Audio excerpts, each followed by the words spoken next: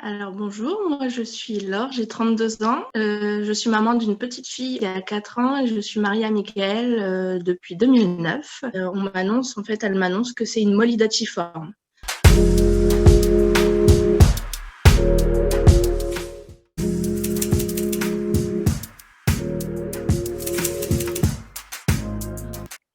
Parler aux autres, en fait je pense qu'il faut s'écouter déjà. Il faut s'écouter. Je pense qu'il faut s'écouter et si tu as besoin de parler, mais parle. Et peu importe à qui finalement, même d'aller voir un thérapeute, tout ça, si c'est important, faut que les choses s'évacuent aussi pour pouvoir passer à de plus belles choses par la suite, pouvoir cheminer et avancer, mais il faut s'écouter avant tout. Et je pense que chaque personne a son propre truc et trouvera son propre truc pour se sentir bien et au mieux. Mais c'est vrai que passer le choc, c'est compliqué au départ. Euh, Après, on chemine et au fur et à mesure du temps, le temps apaise les choses et ça va mieux.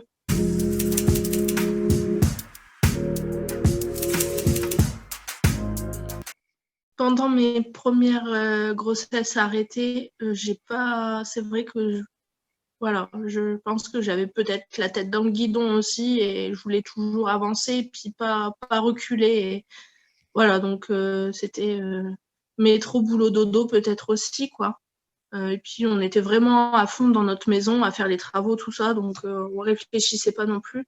Mais c'est vrai que j'ai pris un peu plus de temps pour moi quand j'ai commencé la PMA, du coup avec des médecines alternatives comme l'hypnose, la sophrologie, j'ai été voir aussi une psychologue aussi, voilà, pour vraiment peut-être que j'avais enfoui des choses et ressortir pour mieux avancer pour cette PMA en fait, pour tout ce parcours, voilà. Faut faire des choses qui nous plaisent et où on se sent bien, où ça nous fait du bien. Voilà. Faire des choses qu'on aime aussi, même pendant l'attente, parce que on attend avec la surveillance, tout ça, on ne peut pas retomber enceinte tout de suite. Voilà. Il y a cette attente qui est très longue parce que quand le désir il est vraiment omniprésent, ça peut être très compliqué, quoi. Faire des choses qu'on aime, qu'on apprécie vraiment, et puis s'évader au maximum. Bon, là, avec le confinement, tout ça, c'est un peu plus compliqué, mais voilà. Après, d'écrire des choses aussi, de mettre mettre des mots sur les mots aussi. Ça m'a été utile. Ça, par contre, je l'ai fait. J'écrivais souvent des poèmes. Moi, j'ai toujours été comme ça. Mais quand il y avait quelque chose qui n'allait pas, bah, j'écrivais un petit poème. J'écrivais des phrases. Voilà. Je mettais mes sentiments, en fait, sur des lignes.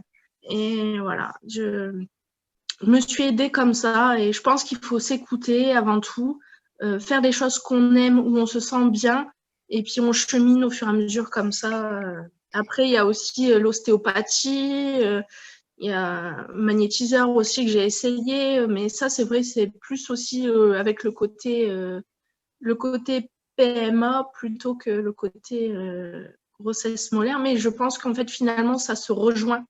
Tout se rejoint parce que être bien et retenter une grossesse, je pense qu'il faut évacuer certaines choses et se remettre d'aplomb et voilà, être en forme. Et je pense qu'on peut essayer plein de choses et celle qui nous et on trouve celle qui nous va le mieux finalement. Et après, on reste avec cette méthode-là ou voilà. Et voilà, pourquoi pas. Enfin, on essaye tout et puis on fait pour son bien-être, quoi. On fait tout, on essaye tout et voilà.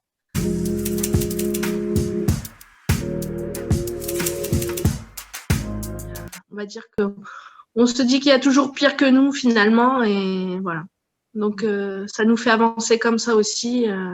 On prend notre mal en patience. Il y a toujours pire que nous. Et c'est sûr, faut pas se comparer, mais voilà, c'est aussi ce qui nous fait peut-être tenir. Du coup, on relativise un petit peu et on tient comme ça aussi. Voilà, on se met pas de pression et ça viendra quand ça viendra. De toute façon, on n'a pas le choix. Donc, Ouais, on peut c'est pas vrai. aller outre. Nous n'avons aucun pouvoir là pour faire avancer les choses. c'est pas nous qui décidons, donc on ne peut faire que d'attendre. Donc voilà. Attendre, c'est de l'espoir aussi. C'est l'espoir, c'est attendre, et finalement l'un et l'autre vont ensemble. J'ai l'impression.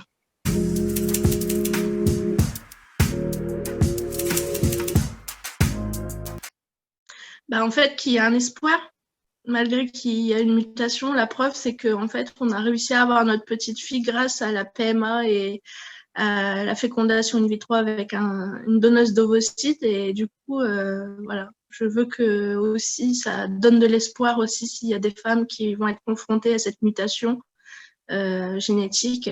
Et puis même aux autres femmes qui vont être confrontées aux maladies trophoblastiques, aux molydatiformes, que ça va être long. C'est un chemin assez cabossé quand même, mais que quand les nuages s'estompent, le soleil renaît et il y a de l'espoir qui revient, quoi.